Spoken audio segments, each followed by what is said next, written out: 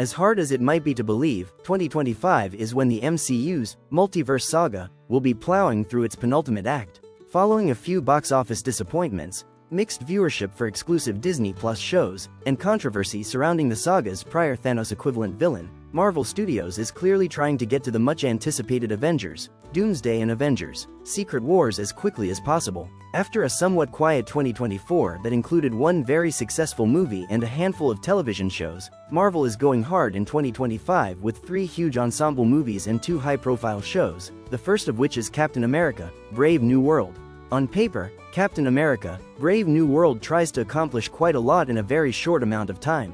Not only is it following one of the MCU's strongest trilogies, but it also has the task of continuing where Sam Wilson's Anthony Mackie Disney Plus series, The Falcon and the Winter Soldier, left off. If that wasn't enough pressure, Marvel Studios has also decided that Captain America: Brave New World should tie up loose ends that have long been left behind by The Incredible Hulk and Eternals, 2 of the MCU's less beloved projects. If you're a fan of those films and take offense to that judgment, don't worry, as Captain America: Brave New World may just be one of the weakest entries in the decades-spanning franchise. What is Captain America: Brave New World about? As mentioned above, Captain America: Brave New World takes place months after the events of The Falcon and the Winter Soldier, where Sam Wilson has finally embraced his inherited moniker as the new Captain America following the retirement of Steve Rogers' Chris Evans. What Wilson hasn't embraced is the newly elected President of the United States, an old adversary of his and his fellow anti-Sokovia Accords Avengers, Thaddeus Thunderbolt Ross Harrison Ford.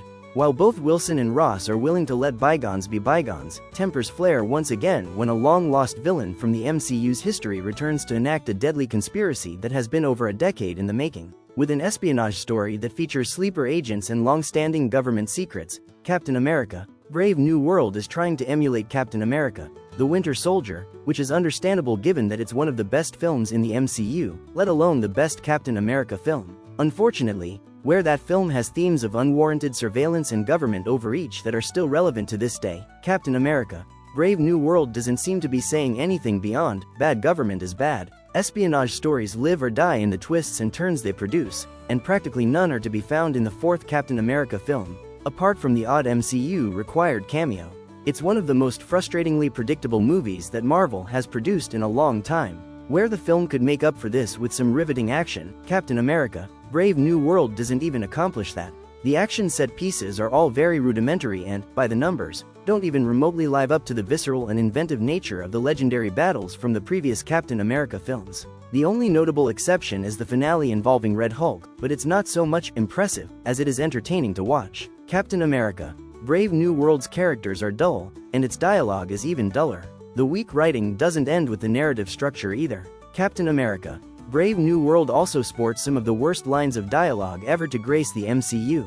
It's repeatedly bad one-liner after bad one-liner, making for an uncharacteristically unfunny MCU adventure from start to finish. Speaking of uncharacteristic, the typically effortlessly charismatic Anthony Mackie comes across as overly reserved here. The stiff expository dialogue certainly doesn't help, but apart from a few asides about prior Falcon and Winter Soldier characters, this particular version of Sam Wilson is incredibly bland. The same can also be said for Shira Haas as Ruth Bat-Seraph and Giancarlo Esposito's Sidewinder, both of whom feel like entirely superfluous and uninteresting side characters that add absolutely nothing to either the film or the broad Marvel Cinematic Universe. Thankfully, some of the other characters do fare a bit better. Harrison Ford is pretty much playing Harrison Ford, not really trying to emulate the performance of Ross's previous performer, William Hurt. Still, Ford does inject a lot of humanity into a previously pretty unlikable character.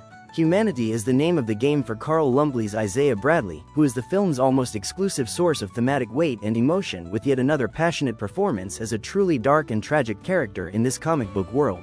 Danny Ramirez is also given much more to do as Sam's ward, Joaquin Torres, and overall, does have some decent enough points of levity. Finally, Tim Blake Nelson finally arrives to the MCU as the leader, and while the conspiracy plan is convoluted and questionable, he's a decent enough entry to the franchise that sets up some intriguing developments for the future. Captain America: Brave New World is another clear casualty of rampant reshoots. It's no secret that Captain America: Brave New World underwent several phases of extensive reshoots, which can be a lifeline for many great feature films or create an overtly inconsistent final project.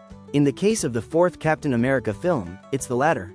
Apart from the odd plot and pacing decisions, other glaring technical problems are also present in Captain America: Brave New World's visuals. Almost every single scene in Captain America 4 looks like it was shot on a green screen. That's to be expected for the big expansive action scenes, but this is true even for basic dialogue sequences between just two characters, which is not only visually unappealing but a telltale sign of reshoots. The garish green screen is far from the end of Captain America: Brave New World's technical problems. The film almost proudly boasts some CGI effects that continue a trend that Hollywood blockbusters just don't seem to treat quality visual effects as a high priority.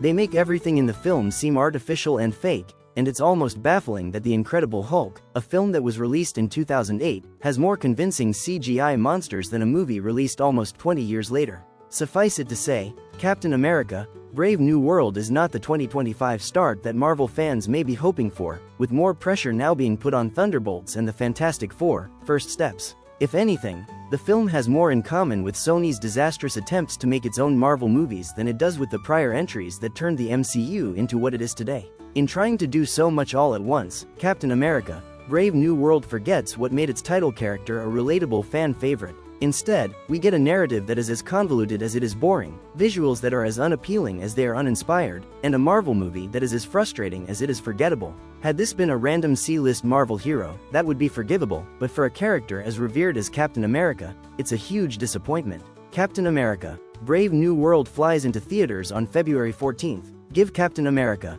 Brave New World a 4/10.